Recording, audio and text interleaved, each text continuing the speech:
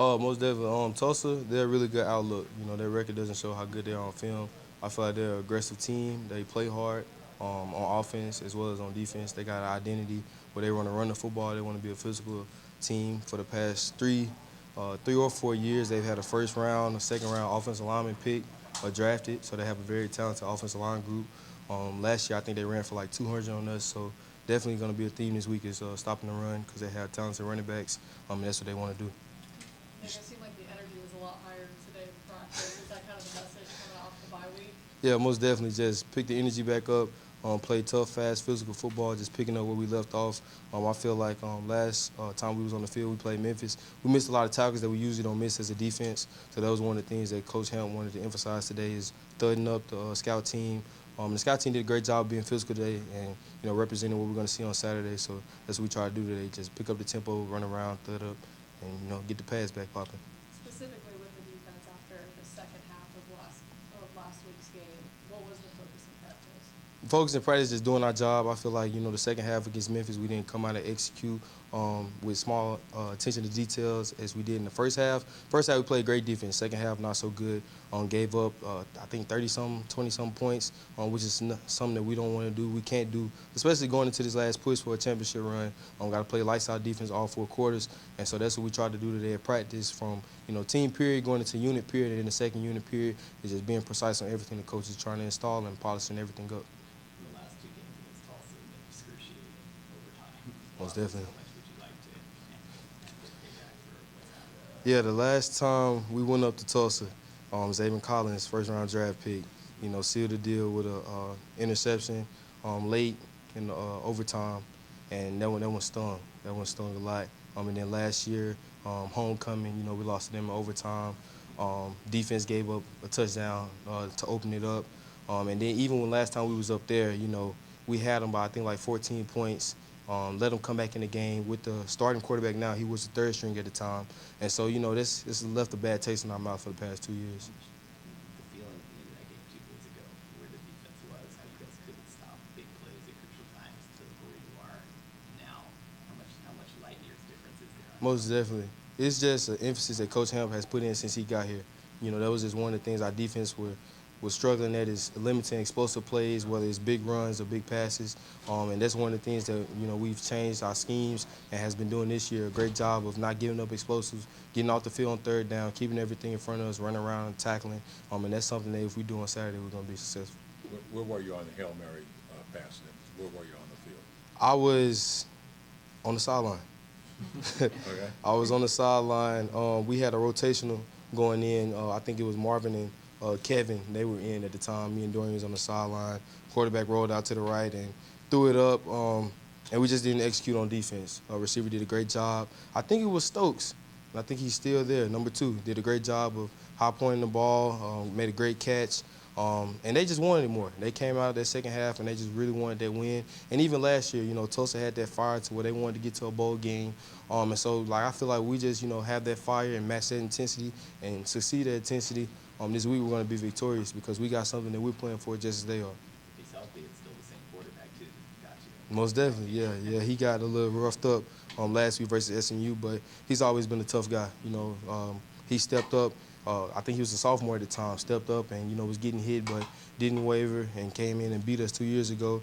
Last year we was hitting him and he didn't go out the game. So, I expect to see him on Saturday. He's a tough kid, but we just got to play our style of defense. How do you manage the idea of want to know every week versus knowing all of these goals are sitting in front of you in the month of November and December? That's a big testament to the Southern Miss game. Went out against Southern Miss on a high horse because of what we did. Kansas State went into that game really, not saying it, but looking forward to the conference play and overlooked a good football team, and we lost. And since then, just the phrase been 1-0. Focus on each week, week by week. And so right now, everything is Tulsa. Tulsa is the championship game because Tulsa is the next opponent. And so that's what we're focused on. Speaking of the Southern Miss game, that was one of the situations where I think IJ scored twice to start off. Y'all were up 14-0. Y'all had some games where y'all been up a lot and where maybe it was close in the first half and the second half was kind of the opposite. How do you come out of the halftime locker room regardless of the situation and just stay locked in? Yeah, one of our goals as far as the defense is having third quarter shutouts because I feel like a lot of times in college football, football in general, the momentum flips in the third quarter. So just having that mentality of coming off halftime, making adjustments, executing those adjustments and playing hard football in the third quarter and letting the momentum carry you the rest of the game is, how you play great second half defense, second half offense, and second half special teams. And just, at halftime we make all corrections, whether they're offense, defense, kicking game, and just being able to execute the corrections that the coaches make during the game because offense they run different things. So they may be running, something you've never seen, but you got to be able to execute those corrections. Will you be watching the playoff show tonight? I will. hopefully, it's a stretch, but, hopefully something just falls through and, we jump up a spot. Why not? So, but to see your team on the screen, pretty special, right? Most definitely. It's a blessing. Since I've gotten here, you hear about that 98 team every time you come through here because it's special. It's a tradition. I remember one of the 98 guys, they told us, you haven't really done anything unless you make a timeline here. Unless you make something special to where they put it and say, okay, in 2022, this Tulane team did this. And I feel like that's the goal for this year, is to match that intensity, match that level, and make a timeline, make a record, be one of the teams that's remembered for what we did. And it's going to start, this week versus Tulsa.